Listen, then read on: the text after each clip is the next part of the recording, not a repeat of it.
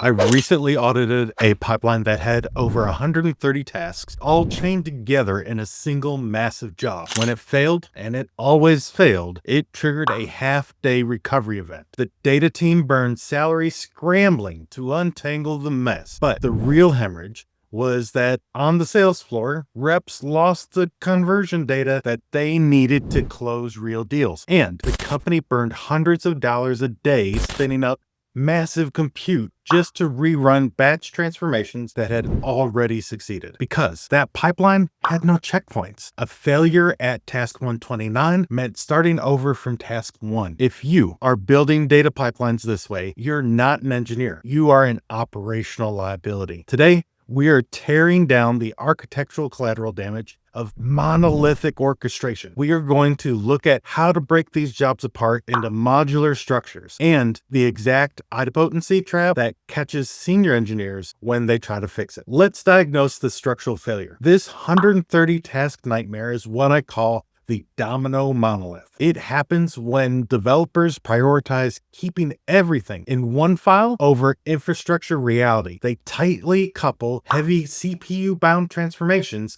with lightweight IO-bound reporting tasks. Think of it like an industrial automotive assembly line. If a labeling machine jams on the final inspection floor, you do not melt the entire car down to raw steel and start all over. You fix the label and you send the finished car out the door. But in a domino monolith, you are melting the car. You are paying Databricks to recalculate a massive data set that's already succeeded just because a lightweight task had timed out at the end of that run. You have no blast radius isolation. We are not going to talk about which buttons to click in the UI. If you need a tutorial on drop-down menus, then you're in the wrong place. We are talking about architecture. The fix is the parent-child control plane. You must isolate your compute. You build a heavy lifter child job running on a massive cluster to handle the heavy transformations. It does all your heavy lifting, writes your silver layer, and immediately terminates. Then you build a separate, lightweight child job on a serverless SQL warehouse. It reads that clean data, handles the fragile downstream reporting. Finally, you're going to create a parent job. Its only purpose is to trigger the child jobs in sequence. It is a pure orchestration layer. If the final report fails, the heavy cluster is already dead and gone. You isolate the failure, stop the billing meter, and you have saved the business hundreds of dollars a day in wasted compute. But look right here. Pay very close attention, because this is where the textbook theory stops and production reality actually gets you fired. You do not mistake modularity for a silver bullet. When you decouple these jobs, your parent orchestrator inherits the burden of state. If that final task fails halfway through and you hit repair and rerun on the child job, what happens? If your code relies on raw insert into statements, you aren't fixing the pipeline. You're actively duplicating your data. You are going to inflate your daily metrics, your row counts will silently drift, and your CFO is going to pay out duplicate commissions to your sales reps. Modularity demands strict idempotency. Every child job must be able to rerun 100 times without changing the final state of the table. You do not use raw inserts. You use staging tables and your merge logic. So it looks something like this.